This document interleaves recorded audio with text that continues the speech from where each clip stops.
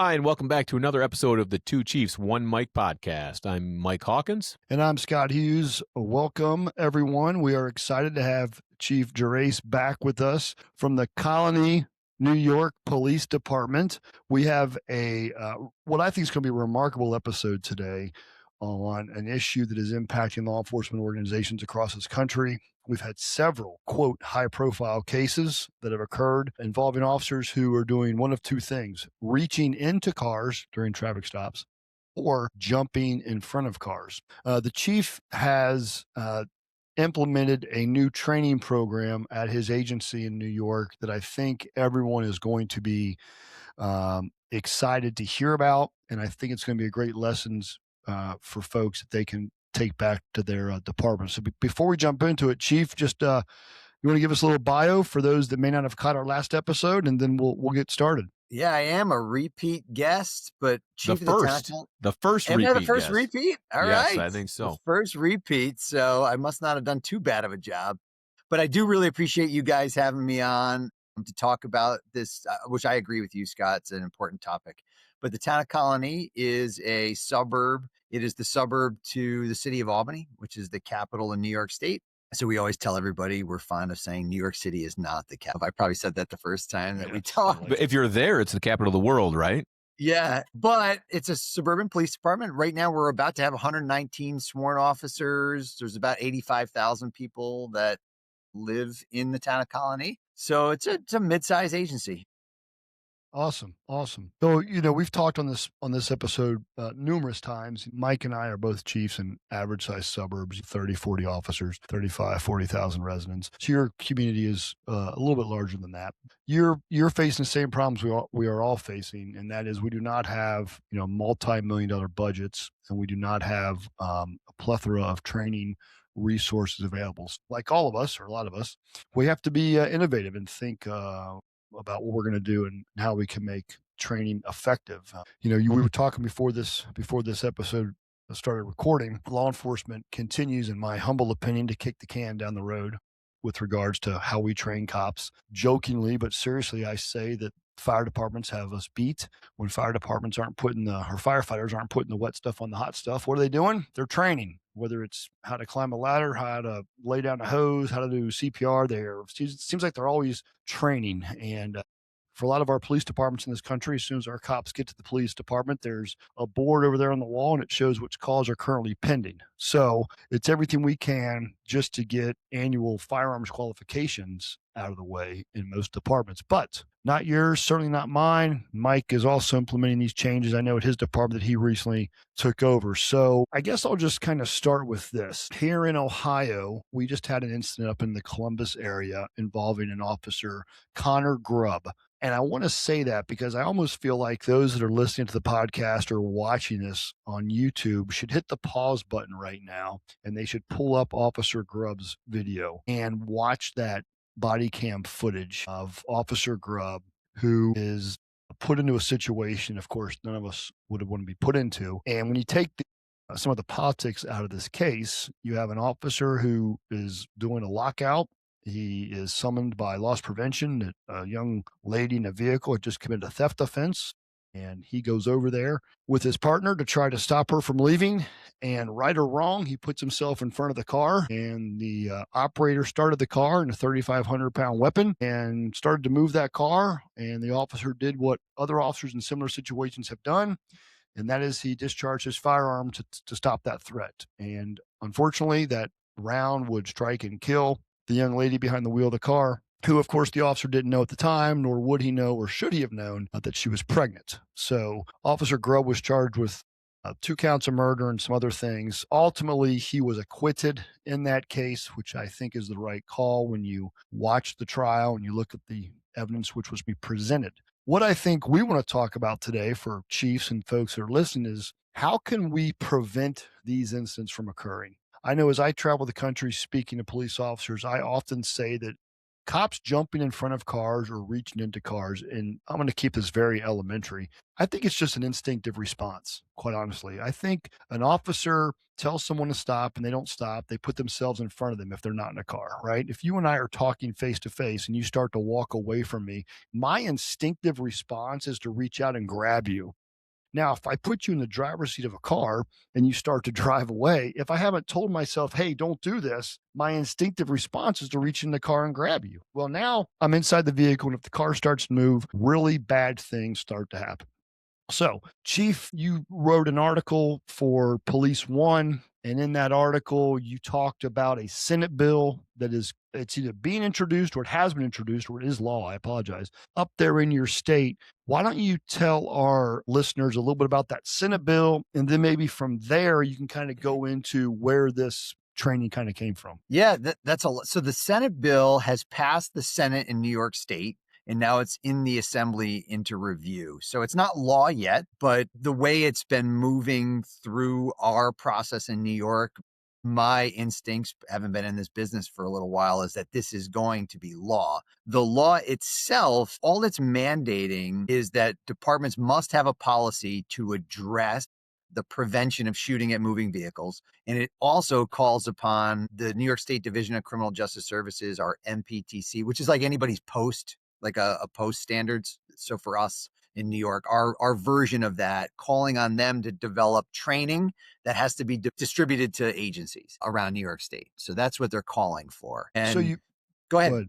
No, well, I was just going to say you brought up a couple of things there that I think are just interesting. We can have all the policies and all the rules we want, but if the procedural memory or the muscle memory isn't ingrained in our officers, those policies are nothing more than words on a paper that ultimately are going to be held up in a court or in a deposition and saying, "Well, officer, didn't you know the policy? Weren't you quote unquote trained?" And one of the things that I'm excited to hear more about, and again, we talked about this kind of before we started, was your department, much like mine, you're not just going to the range once a year, throwing a few rounds down range at a piece of paper and moving on. You've really embraced this whole, again, I'm going to say muscle memory for your officers. When you talk about, the Senate bill says you have to have a policy. Again, we can have all the policies we want. It's a policy. And then it says, that they have to develop a training program. My gut tells me for the state the size of New York and for the number of police departments in the state of New York, this is probably going to be a very generic training program that is probably going to be once a year or once every couple years, which again, if we're just being honest with one another, that's not going to make a difference when the officers are thrusted into these situations. So, off that soapbox for a second, talk to us about what you're doing specifically at your place, how many times you're doing it, what you've found thus far through what you've implemented, please. Yeah, Scott, no, you're right on. You and I are on the same page with department-wide training. Just real briefly to just take a quick step or, zoom out a little bit. Our department has 8 mandatory training days a year, and we spread those out 4 days pre-summer and 4 days after the summer. So we try to sprinkle everything in. We try to use learning science. We try to space repetition a little bit. We want to teach a little bit, a lot, but we want to hit it and then move on, hit it, move on, and then the goal is to just interleave all this stuff together. So it trying to make it stick, right? Trying to use what we know about how learning and how motor learning actually occurs. So with this topic, I'm passionate about it like you are, about these vehicles. I agree with you. It's an instinctive response to cops to grab on.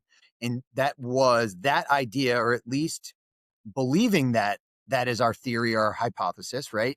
Can we have an officer? So we wanted to interrupt that grab, right? How do we interrupt it? Well, what are they perceiving first? Let's see if we can talk about what they're perceiving, and then develop a different motor program than grabbing or drawing my gun. That was like the 50,000 foot view of what we were trying to do. So when you see somebody and you're at that traffic stop and they put the car in drive, or they turn the wheel to the left, instead of grabbing or standing, which is what they're going to do, which is what we see happen over and over and over again in a video, we want to just build in a different response. So the perception, we perceive something, whatever that you want to teach, and then We want to drive an action. So for our action, really simply in the beginning was just to step back. And it sounds so simple. It's silly. It's silly to say out loud, but it's so necessary. And you and I were talking before the podcast began. The hardest part we had, and it's worth probably sharing to everybody, was trying to just convince our officers that this could in fact have been them. Like, you could be Connor Grubb.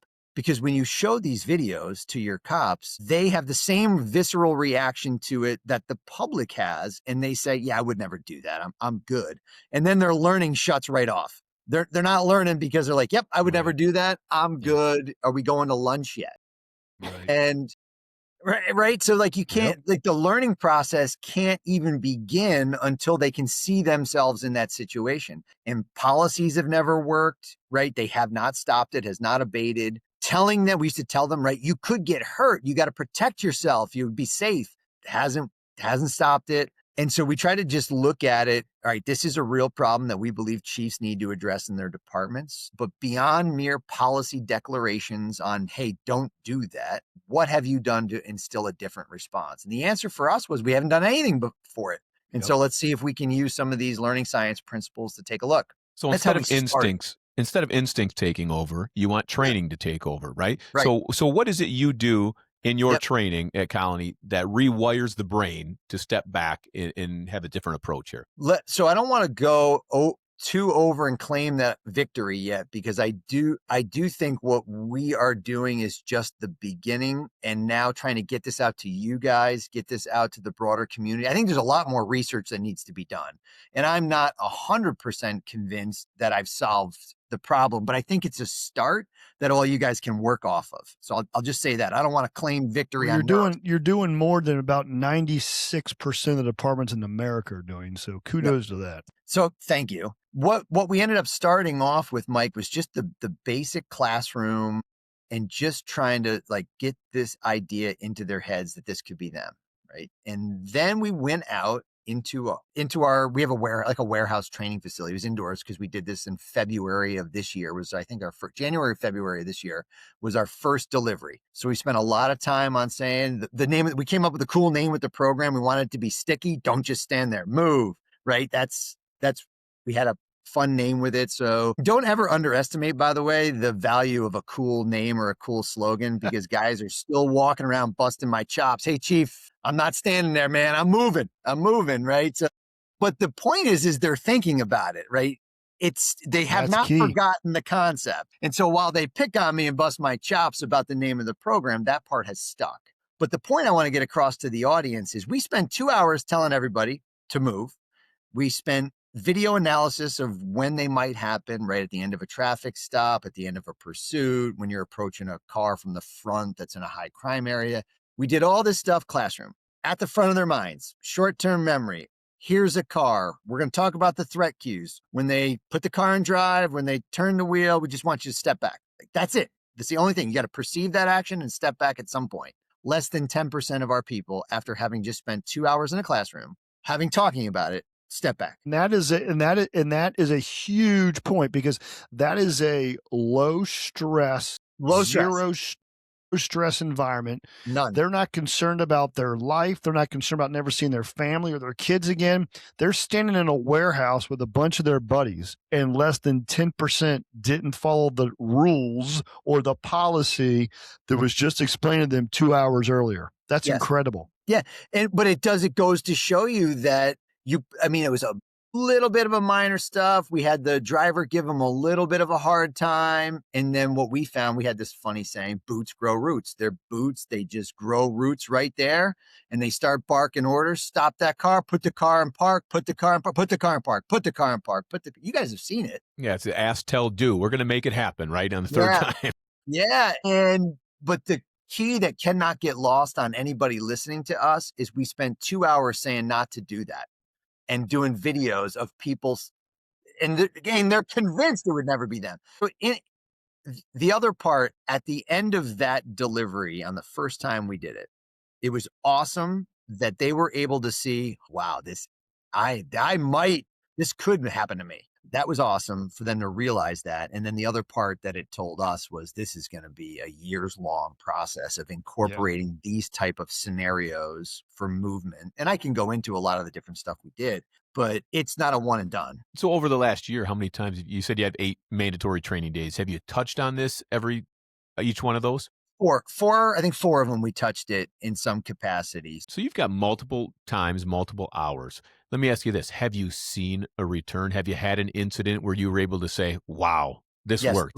three of them. Really? Okay. Nice. So in the police one, what I would think is the best, it happened right after the first delivery. It was the guys that were there were within a day or two of the first couple of deliveries. So police one has a short clip of it attached to the article, and I provided it to them because these guys you can hear them say, because you if you watch them, they're starting to reach in and they're starting to grab for the guy to get out, and then you hear somebody finally start yelling what we had again in our training, we were putting obligations on the third and fourth officers, right?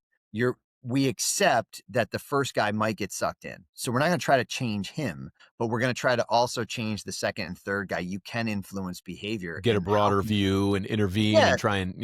And so you'll hear it. If you play that clip on police one, get back. And they all, their hands kind of go just like from the first day's training. They just kind of let go of the thing and the guy takes off. We end up the question I got a lot was, did you get the guy? Yeah, we got the guy the next day. So we did get the guy. But those guys came to our training unit and they're like, yeah, we weren't totally sold on this, but it actually clicked. We had just done it yesterday or the day before, and it actually clicked. So that is like the best example I have that, and I'm not saying they would have shot at the car, but they could have gotten really hurt because they were reaching in there while the guy was driving. You see officers dragged all the time, holding on. But just to know that the training you put out there, utilized in real time just after, I mean, that there's nothing better than that. Yeah, nothing better. And the guys come to you and tell you it. The only thing would have been better if they yelled, don't just stand there, move. Yeah, instead. That would have been better. That would have been awesome. Well, then, as 3 chiefs here, many more listening, you probably saved their life, say the life of the driver, the life of an innocent person who may have been in the area when this thing went down. And while officers they always think about, hey, I didn't pull my gun and shoot him, or I didn't get drugged by the car, I didn't get ran over by the car and killed. It's yes, killing is obviously the worst thing. What we oftentimes forget about, though, are the number of officers that are hurt, and as a result of jumping in front of cars and being hit, ran over, drug, etc. And some of those officers you don't hear about because they're not killed, fortunately. But some of those guys and gals don't ever come back to the streets, right? They're permanently disabled. They have permanent hearing loss, memory loss, paralysis, you name it, it happens. So I try to remind officers too in my speaking engagements, don't lose sight of the fact that, well, hey, we lost 15 to X, Y, and Z. But that means if we lost 15, we probably had 45 or 60 that were hurt, right? And half of those guys and gals probably never, ever come back to work. So you saw an ROI pretty quickly after the training. You're doing several of these a year. The plan is to continue building on that number, it sounds like. One thing that I always tell chiefs if asked is, roll call is a phenomenal place to reinforce concepts that are taught on the range or in your warehouse because of YouTube and Police One and Caliber Press and other websites out there that publish training videos. You can grab these videos and you can show them in your roll calls to reinforce those principles, even if you're not able to actually physically go out there and do that. And Chief, I think that's another good takeaway for folks to understand is roll call is a phenomenal time. Right. I always joke, and I've said on this podcast, I think a few times, average department's roll call is about 30 minutes. I feel like we spend 6 minutes doing police stuff, and then we spend, 24 minutes complaining about things we're never going to fix. What a phenomenal time for the supervisors to get a video going. And hey, did you guys and gals see this? This reinforces what the chief was talking about, or what the training unit was covering. It does happen. I'm sure Officer Grubb and all the other police officers out there who have been criminally charged, some convicted, didn't wake up that day and think, hey, my life is going to be changed forever as a result of this traffic stop that I'm about to make. You talk about those indicators that you need to be looking for, putting the car in drive, the steering wheel turning. That reminds me a lot of just pre-attack indicators that we would teach police officers on the street, right? If you see their fists clenched up, or they start to blade themselves, they start to scan, look around like they're going to fight or flight. Like, it sounds to me, Chief, like you're incorporating a lot of those concepts in your vehicle class. What I think's worth, I don't want it to get missed. I think what we're doing or we're spending more time on it, is once you perceive those threat indicators or the cues, if you want them to execute a better behavior, you have to link that perception to an action. And that's where we can influence them through training and so it's not enough to just recognize it, right? So some trainings will stop and they'll say, yep, that clenched fist or that other, okay, cool. What do you want them to do when they see that? They either got to move in or they got to move out. And depending on whatever the issue is. But for us, we wanted to talk about, and again, we're really doing a surface level overview of the training, but just putting it in gear and turning the wheel. Once you perceive it, I want you to do this action. That's it. You have to link the perception to a movement that's different than that instinctual response, Mike, that you were talking about. Yeah, you're right. Because if I recognize it and you don't give them the solution, they're going to reach in and grab it. Yeah, I recognized it. Thanks for the training. Absolutely. Awesome. What do you want me to do with it? That's the big question. What do I do differently? How was this received by the officers when you first brought this to them? More of a disengaged, recognize these. What was the mentality? What was the feedback you got from them? Our guys are great. So they were really good. They buy in. They're good. We have a very young department. They buy in. I had one of my trainers, he busts my chops. He's like, I cannot believe this is a thing and we have to train this. He's like, I just, he's a tactical ninja guy. He's like, I seriously can't believe we have to go this, like, but then he gets the report, and then he saw a couple other videos. And he's like, yeah, man. He goes, wow, I on this one. He goes, we actually have to address this. And we do. Sometimes that's what it takes, right? It takes a critical incident occurring either in your jurisdiction or a neighboring jurisdiction that hits you right here, hits you at home, and go, boy, this is where I'm vulnerable here as a chief. This issue here, I am vulnerable.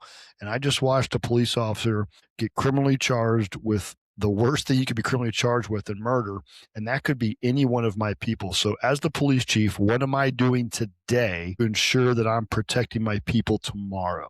Right. And if the answer is, well, I got a policy that says you can't do it, well, then you're cheating your people, because it's going to happen. And if they're not prepared for that moment, then you can expect what's going to occur then when it happens. So, Gordon Graham says it, predictable is preventable. We've said it a bazillion times, right? And if they're not being trained, which, what's going to happen, which brings me kind of to, not to bash on your Senate bill, because it is what it is, but is there funding that's going to be tied into this, right? Like, if you're going to, I want to give all a credit to the senator that wrote it. After the publishing of my article, I've been in contact with their office, and they've been great. And they are, awesome. Yes. So they've invited me to come to their legislative office in January to discuss what would actually work. So, it's been positive so far. So, I don't know how it's going to shake out, right? I'm not naive, but I will say that Senator Meyer's office that I've been in contact with truly wants to improve performance. And they're asking, right? Because you remember a few years ago, we didn't get a seat at the table anywhere, right? Oh, yeah. We didn't get a that's seat where I was going. I was getting ready to talk about that. Yeah. Yeah, we didn't get a seat at the table, but I will say that they have extended the olive branch and have asked me to weigh in on what we think. And to your point, I'm going to talk about all the things that chiefs talk about is this actually going to work? How can we make it work? What's the funding for it? And I think, Mike, we mentioned earlier, like, what's is there any research on this? Is my program actually influencing guys? I have a few anecdotal pieces, and that's good enough for Chief Jay Gerace. And you've got a couple, you got a couple incidents already, but the only thing worse than a mandate is an unfunded mandate, right? So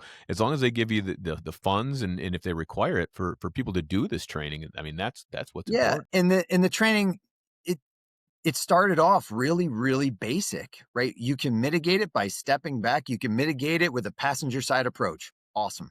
Right. And I think people forget about those a lot. I mean, You see those, on the highways or whatever, late at night. I don't know how many times you sit there and you get that weird feeling. It's like, yeah, the passenger side approach, and it's one that's forgotten quite a bit. And we talk about it. And then the other piece that we did that was different is again, I touched on it early about the backup officers, like what you do if somebody else, how do you intervene, right? We try to link, again, like I have the same beef I have with, we declared a policy on this, I have the same beef with the duty to intervene policies. What does Mhm. that actually mean in the moment? And Right. have you ever trained that really to have them actually intervene? The answer to that, I get around, no. Right? It's the same thing. So what we'll do, and what we did in this case, is the same thing we do with our duty to intervene. Is we have a training officer like totally overdoing it, and you come in, and now you physically have to intervene on a training officer. We've done a sergeant who's a training officer, stripes on the guy, so now you got to intervene on a boss, but like who's I love it. physically I love it. overdoing it, right? Because it's one thing to say we have a duty to intervene policy. Well, So you had anyway, that high profile. I'm sorry, we had that high profile case in Florida. Excuse me, a couple years ago, right, where the female officer reached in and grabbed the sergeant because she was doing what she was supposed to do. You're acting like a fool. I'm trying to save you, and the from sergeant you. lost his shit. Right? We saw it happen with that case. So good for you guys. Yeah, we're playing that. And so for this one, we put a training officer in a compromised position and ran like a box drill. So I think might have been our third delivery. So some of the videos on Police One don't do it justice. And we're not, I got a little bit of critique on some comments on LinkedIn about the officer stepping in front and physically removing we didn't train any tactic to use. We wanted to open the door. You see a training officer in a compromised position. We had talked previously in the preceding months that you have a duty to try to intervene in some fashion.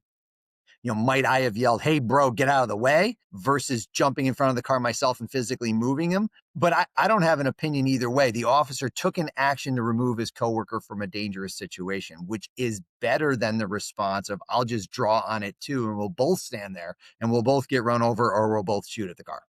I've never seen a video played on any platform anywhere, and there wasn't someone who has something to say. Coulda, woulda, shoulda. Right? So, But but you're giving they're me the probably opportunity to explain it a little bit, yes. that the idea is there's a training officer demonstrating what we don't want. It's just like an old hooded box drill. If you remember those from back in the day. But we open the door. This is the scene. You're called to back up an officer who is doing a check at a local motel, a budget motel. He's calling for backup. You enter the scene, and oh man, he's got his gun drawn right down on the car. And what are you going to do? And so as the training went on, we got really good responses. But we also had other responses that weren't so great, where the officers they just drew down on the car just like their partner did. And so it's continuous, man. This is never going to go away. Like, you have to have these scenarios.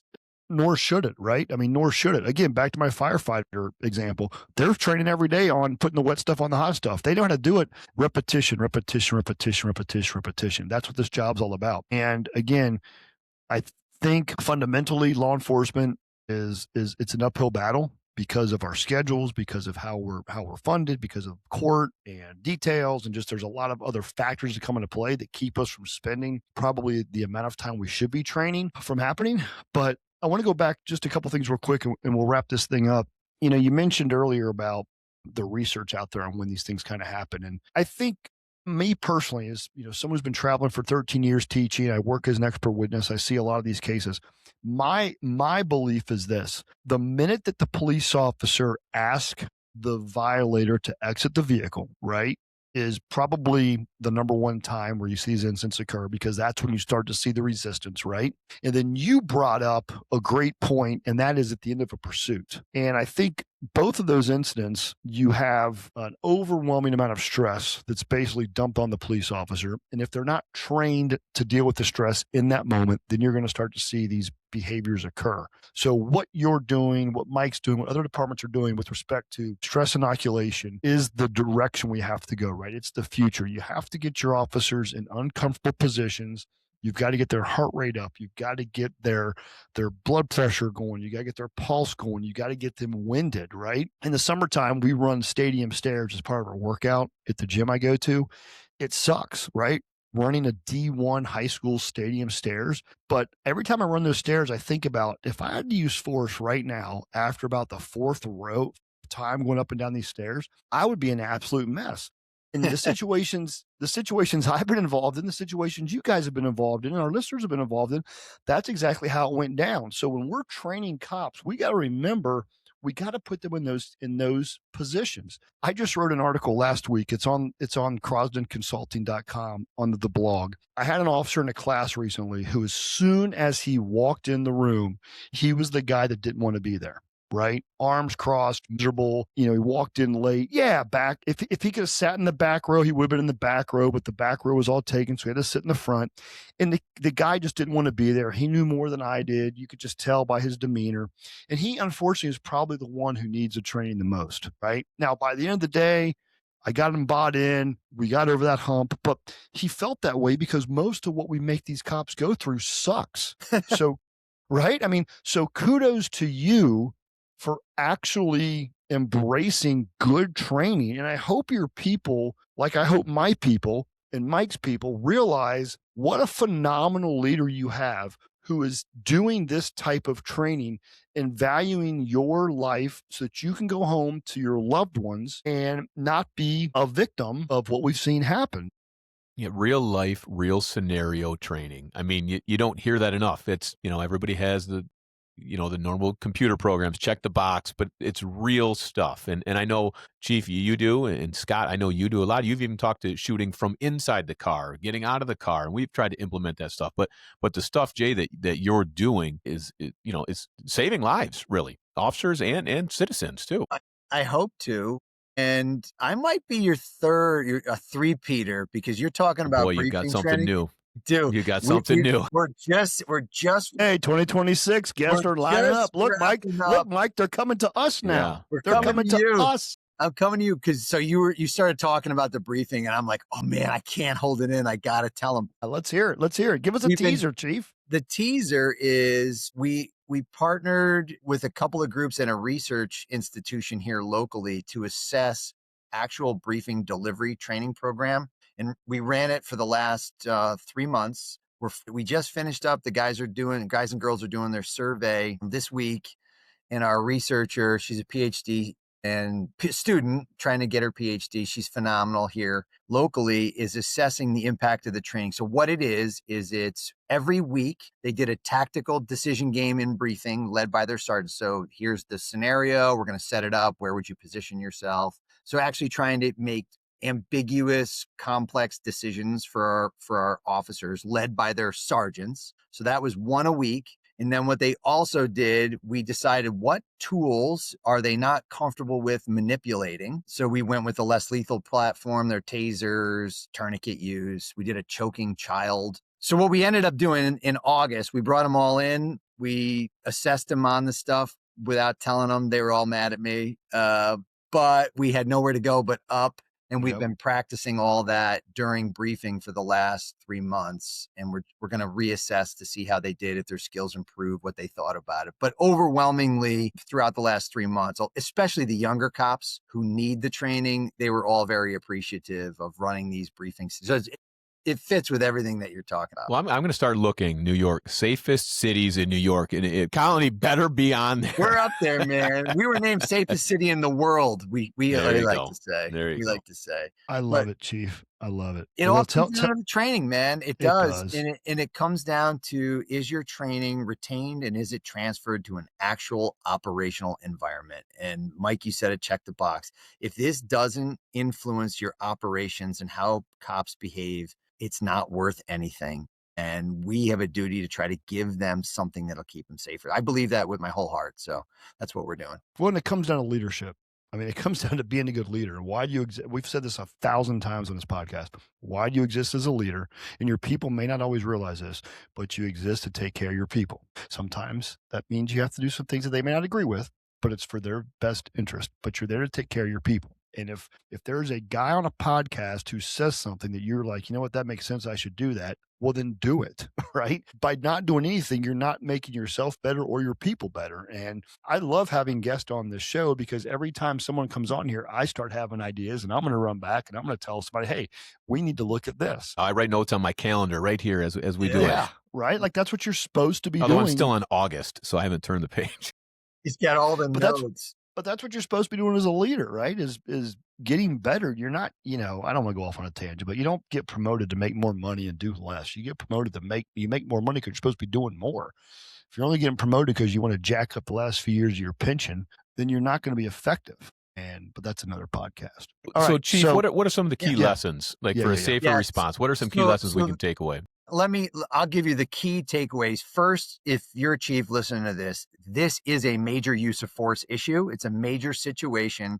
And if all you've done is a mere policy declaration in your department, if you just stop and say, okay, that's all I've done, I got to do something else. So if the only thing people take away from this is, geez, all I've done is that, time to improve, I think we won. We've won.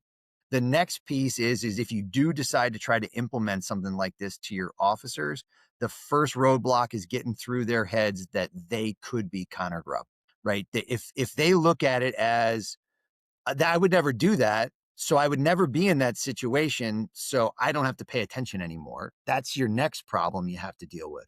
And then the next one is just get real concrete for what do you want them to do? We started very simple. Put the car in drive, turn the wheel. There's your perception, build an action motor pattern for it. The next thing we built, Scott, that you were talking about, is I agree with you. It didn't come out organically, but if you're telling somebody to exit, right? So you can do the passenger side approach all day, but you might be approaching at that B pillar and you say, hey, I want you to step out of the car for whatever reason. You're going to arrest them, whatever you're doing. And they don't, your immediate response is to get back, right? So we then linked that behavior. I've asked you to exit. I'm not going to cajole you and spend time. I'm going to step back. I'm going to do a tactical backup a little bit and then reassess from there as to what I want to do. If you can get space from that, hey, sir, I need you to exit the car. What? Why? What for? You might want to give them one or two more answers. But again, if they're wanted and you know you have something, step back, reassess, get a partner, move together again, and just rethink the thing.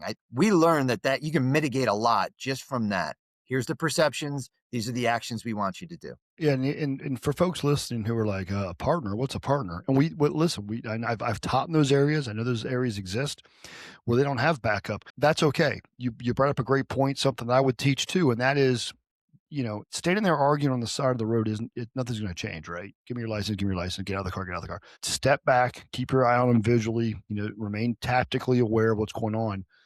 Reassess, right? I think the other thing that we sometimes forget is sometimes by just stepping back, again, keep your eye on the violator, don't violate officer safety principles. But if you're at the B pillar on that passenger side, especially, and you can just step back, that allows you to slow the scene down, right? Slow the scene down. Also, it potentially could slow them down as well. In other words, they're amped up, you're amped up. If I step back or I step aside, while still keep an eye on them, still stay safe, it slows things down. It's kind of like when we teach de-escalation training, putting an obstacle between you and the person you're talking to. That slows the scene down without even realizing you're slowing it down.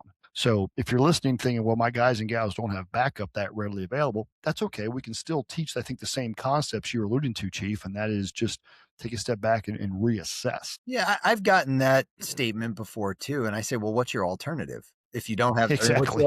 what's your alternative? Just reach in the car? Right. Yeah, good point. you don't have an alternative. But if I could go back for somebody just starting, I think the biggest where we're at with our industry and our profession is just recognizing that mere policy declarations do absolutely nothing to change officer behavior in the field without training. If that's all anybody gets out of what we said, I think I feel good about it. And then the next piece is convincing the cops, like I mentioned earlier. And then what we focused on too was putting them in the scenarios where they happen. So we forced some scenario-based training in the warmer weather. We went to a motel parking lot, which we set up at one of our training facilities where you had to approach the car from the front, because you'll also get that, right? Well, I would never approach a car from the front. And we kind of forced them right into it, that they had to All the approach time. from the front. And then how could you make that approach safer? Could you do it somewhere? And then we had our trainers start the car up. The car starts moving. And then again, right, some of them didn't move. They stood in front of the car. And, so we reran. So it's definitely, I think if you just clear your mind that, holy cow, like my trainer that came to me is like, this is ridiculous. I can't believe we have to spend time on this. Once you realize you do, it's something that you just have to incorporate in your scenarios after you've built a little bit of a base, video, like you talked about, doing the videos, showing when they occur at the end of traffic stops, when you make those statements. What's a safer response? Just talk about it with your team based upon what resources you have. And again, this just starts the conversation. If somebody's done something better than we did, I want to learn it. Or if you learn something that I don't know, share it. Right. So, yeah. And that's hopefully what we're here today, right? I mean, Yeah. the town of Colonie is in very good hands. I mean, Chief Gerace, you're a forward-thinking chief, taking care of your guys, and coming on here to help share some of these things with our listeners, and hopefully people take away some of these real-life scenarios and real-life things that are going to keep people safer. So we're coming up about on the time here, and I know you gave us a teaser for Jimmy, I'll be back. 2026. Yeah, first three-peat. You're gonna like Saturday Night Live, you get the jacket for five episodes. Put you on the payroll. Yeah, we really appreciate you coming on. Great stuff again. And Scott, this is your realm, the use of force. So why don't you finish us up here? We've got one episode left for 2025, but take us away, and this is your expertise. Well, thanks. I'm passionate about this. I've seen too many officers' careers ended, both criminally and tragically, from jumping into cars and standing in front of cars. And, whenever I teach a class or do a speaking engagement, I always start off with, I'm only here because I was lucky. And I've made more mistakes than I can count. And there's no one listening to this podcast who hasn't made mistakes. So I am not sitting up here acting like I'm better than anybody else, because I'm certainly not. I've just been fortunate. But to Jay's point, if we can learn from what others are doing or have done, that's how we get better as a profession. We cannot, in this job, just continue kicking the can down the road and expecting things to change. We have to be innovative. We have to think outside the box. Mike, you brought this up. You can't just do check the box training and think that's going to work. You got to put your cops in front of other cops where they can actually learn. Sit in front of a computer screen accomplishes nothing. Props to you, Jay, for what you're doing up there in New York. It's too cold up there, but nonetheless, you're doing great stuff. I am excited to get you back on, and hopefully you can bring the PhD student on with you, because I think that is phenomenal. Because I do believe in roll call training, and I think when we talk about missed opportunities, that's a big miss. We're just missing time right there. But Especially in again, these smaller departments, right? It becomes coffee time. You tell stories, and over time, the stories grow and grow. Things that didn't even happen, you're not getting the training. So it's a great point. Yeah. Thank you. All right, Jay. If it's okay with you, we'll put your contact information in the show notes or on the screen. Put a link to the article on there. And once again, if you missed the very beginning or you just forgot, I would encourage you to look up the Connor Grubb video on YouTube, Blendon Township, Ohio. Watch that video, and then kind of think about, hey, if this is my department, what are we doing? What are we not doing? And even what you think you might not do. I think Jay just proved you'll be surprised what they say they won't do, what they actually do. So, Jay, thanks for coming on. Merry Christmas. Yeah, same to you guys. Merry Christmas. Have a great to you New Year. Keep your people safe up there, and I look forward to having you back on Two Chiefs One Mic podcast. All right, guys, take care. All right, you too. We'll see you. 1,